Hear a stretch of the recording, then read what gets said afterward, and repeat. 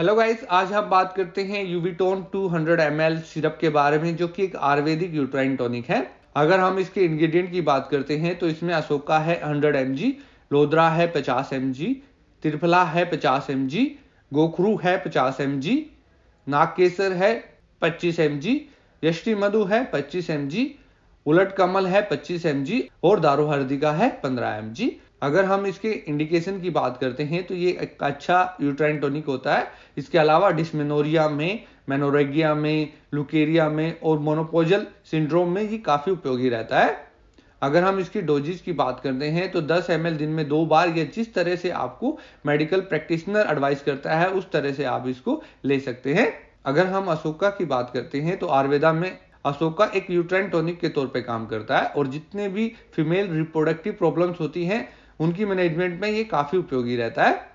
अशोका को एक general hub माना जाता है। जो पेनफुल कंडीशन है मेंस्ट्रुअल साइकिल के दौरान, उसको मैनेज करने में, उसको ट्रीट करने के लिए ये एक यूट्राइन स्टिमुलेंट के तौर पे काम करता है और जो यूट्राइन कंट्रैक्शन है उसको इंक्रीज करता है। इसके अलावा ये ओवरियन टिश्यू को भी स्टिमुलेट करता है। अगर हम लोदरा की बात करते हैं तो ये कोर्ड रिस्ट्रेन स्ट्रेस को इंड्यूस करके फीमेल रिप्रोडक्टिव डिसफंक्शन को ट्रीट करने में उपयोगी रहता है। इसके अलावा और भी बहुत सारे यूट्राइन डिसऑर्डर्स में इसका उपयोग होता है। इसमें बहुत अच्छी anti inflammatory, anti androgenic, antioxidant, anti fibrinolytic, astringent, anti ulcer, digestive, expectorant, hypolipidemic, hepatoprotective और वाउंड हीलिंग प्रॉपर्टी मिलती है। इसको मेंस्ट्रुअल डिसऑर्डर्स में और गायनेकोलॉजिकल प्रॉब्लम में बहुत उपयोग किया जाता है। अगर हम त्रिफला की बात करते हैं तो त्रिफला जो मेंस्ट्रुअल इरेगुलरिटी की वजह से जो प्रॉब्लम्स होती है उनमें आराम प्रदान करने में बड़ा उपयोगी रहता है। ये एक नेचुरल एंटीऑक्सीडेंट होता है जो बहुत सारे हार्मफुल टॉक्सिन्स को हमारी बॉडी से बाहर निकालता है। गोखरू की अगर हम बात करते हैं तो गोखरू पॉलीसाइस्टिक ओवरी सिंड्रोम में बड़ा उपयोगी रहता है।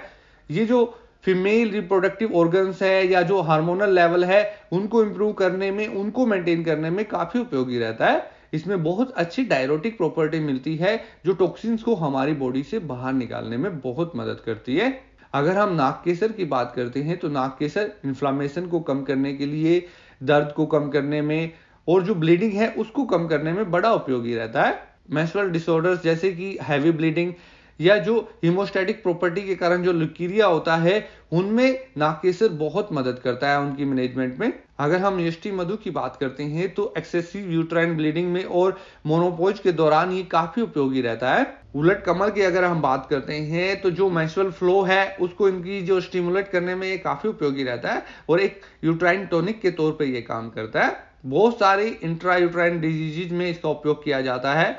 बहुत सारे गायनेकोलॉजिकल डिसऑर्डर्स में जो मेंस्ट्रुअल साइकिल के दौरान होते हैं उनमें इसका उपयोग किया जाता है, जैसे कि डिस्मेनोरिया में, एमोनोरिया में या गेनोरिया में। अगर हम दारू अधिका की बात करते हैं तो ट्रेडिशनली इन्फ्लामेशन में, हाई ब्लड प्रेशर में और अबनॉर्मल यूट्राइन ब्लीडिंग में इसका काफी उपयोग किया जाता है। उम्मीद करते हैं ये इंफॉर्मेशन आपको अच्छी लगी होगी। Thanks for watching.